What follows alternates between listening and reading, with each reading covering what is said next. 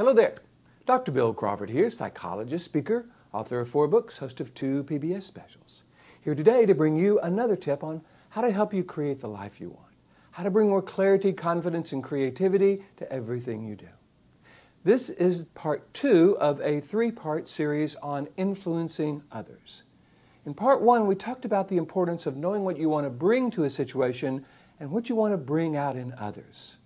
And this has to do with what part of the brain you're coming from. For those of you who follow my Life from the Top of the Mind philosophy, you know that our skills, our abilities, our ability to connect with others and influence others really has a lot to do with, number 1, what part of the brain are we in and what part of their brain are we engaging? Because if we go into a situation and we're frustrated or stressed or angry or resentful or depressed or worried or overwhelmed, we're in that lower 20% of the brain. And we're likely to do something or say something that is perceived as criticism. Plus, we don't have access to all the skills and abilities that come from the upper 80% of the brain, what I call the top of the mind. And when we go into a situation trying to change others in terms of stop what they're doing, they take that as criticism. And they go into that lower 20% of the brain and become more and more resistant. So we got to know what we're going to want to bring to a situation, the qualities and characteristics we want to bring, and what we want to bring out in others. Part 2 looks at the second 2 steps in this 6-step process. So step 1 is what do we want to bring. Step 2 is what do we want to bring out. Step 3 has to do with listening and learning about what's going on with them. What is motivating them? If you want to influence others, you have to start with what is influencing them. And part of that has to do with what part of the brain they're in. Because if they're frustrated or stressed or resentful or worried or in some ways kind of not listening, they're in that lower 20% of the brain. If you try to give them data or try to calm them down, they're not going to take that as good information. Because this part of the brain can't process data, and certainly this part of the brain does not want to calm down. So what you want to do is to recognize if they are resistant to what you're saying, what you want to do is find out the nature of that resistance. What's the perception, the belief, the interpretation, the expectation that is driving their resistance? You don't have to agree with it, but you have to know what it is because you're going to need to address that. So I always encourage you to ask, hey, help me understand what's important to you here. What do you want me to know about this? And then people will start to tell you their perspective.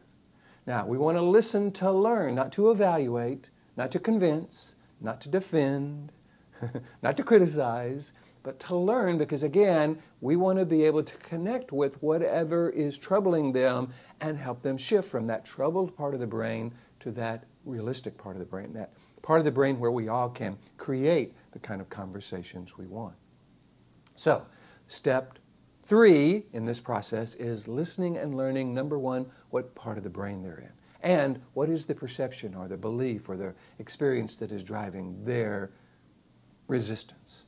Step 4 is empathizing. Now, be careful about this because this doesn't mean, oh, I feel so sorry for you. This just means, all right, gosh, I can see how that would be troubling to you. Or I can see how that would be upsetting to you. Or I can see how that would be important to you. Notice I'm not saying I agree. I'm just letting them know that they no longer need to defend the righteousness of their resistance. Because I don't want them defending the righteousness of their resistance. I want them thinking about maybe changing that perspective to cooperate with my perspective in some ways. So if I know what belief is causing the resistance, and then I let them know that I can understand how they would feel that way, all of a sudden now they can relax a little bit. Now they don't have to defend their perspective so much. Then we can move on to step 5 and 6. We're going to do that in part 3. But I want you to start practicing going into situations, being clear, what are the qualities I want to bring to this situation, and what are the qualities I want to bring out in others?